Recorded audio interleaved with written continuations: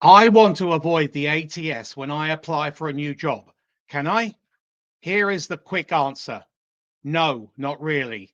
Even if you know someone on the inside of the company you are applying for, even if you send your resume, your CV directly to a hiring manager, the truth is your document will likely still end up in an ATS, the Applicant Tracking System. My name is Martin Buckland. I'm a global executive resume and CV writer and a global executive career management practitioner. I manage and advance the careers of senior executives and those who aspire to be business leaders across the world. So let's break this topic down. ATS is now a standard part of modern hiring. It's not just used at the entry or the mid-level, and even executive recruiters use ATS. When they receive your resume, your CV, whether it's from a referral, an online application, or even a conference conversation, it typically gets uploaded into that ATS system, which is also a very sophisticated database. Why? Because they are building their own talent pipeline, their own database. They may not have a perfect role for you right today, but they want to keep your information for tomorrow or later on in the year or next year. So they need it scannable, sortable, searchable. And that's where the ATS comes into play. Now, here's the risk if you try to dodge the ATS. Your resume, your CV may get forwarded manually, sure, but it's not ATS friendly. Once it lands in that system, it could be rejected, not because you're not qualified, but because your formatting, the way you've created the resume, built the resume, is wrong. Maybe you used headers or footers. Maybe you used graphics or columns.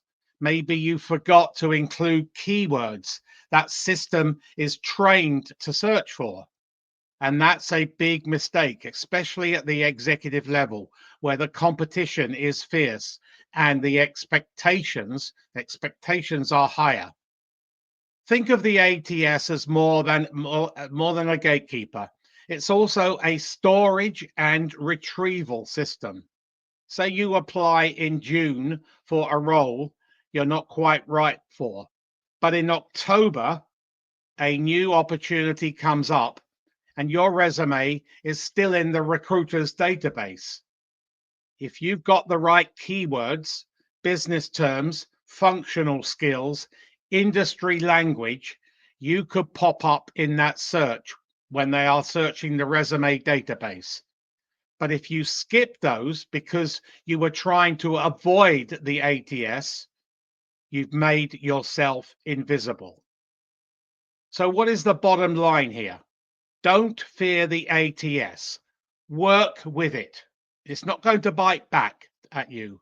Make sure your resume, your CV is properly formatted, loaded with keywords that match your career function, your level, your industry, and it tells a compelling performance-driven story of your impact. That's what will set you apart in that competition. If you're unsure whether your resume will survive that scan, I offer a free, no obligation resume critique. Let's make sure you're not disqualified by a machine before a human eye even sees your brilliance. So if you're interested, please send your resume to the address below on this screen, the address below, and we will arrange a 30-minute Zoom call. Doesn't matter where you live in the world.